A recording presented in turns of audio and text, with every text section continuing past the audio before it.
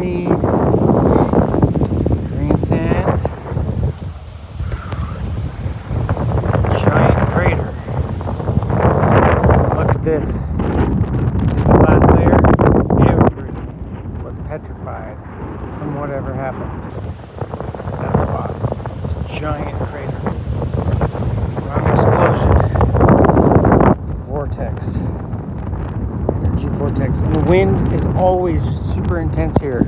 The wind is just like, right? Which is an electric current. The wind is drawn rather than pushed. You know what I mean? So, oh, wow. Mr. Bubs, what did you do? Find a whole glass layer? Look at this.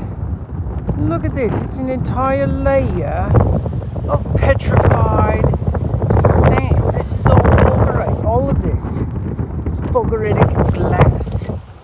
Straight up, dude. Look at that. Layers. And then how long did it take for the soil to build on top of that? But look at this. It's electric. Electric sizzling. Pretty awesome, huh?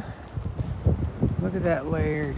It's a whole layer of fulgurites. Look, these are all fulgurites. All of those pieces.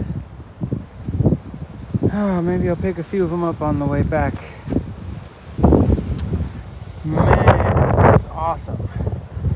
See, and so the wind and the rain are just eroding this away and exposing new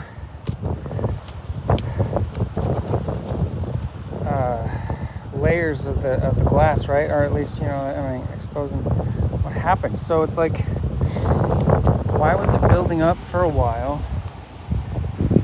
Millennia probably, right? And then now it's eroding away, getting exposed again. Instead of building up new soil, it's all washing away. Look at this. Dude. All of those fulgurites.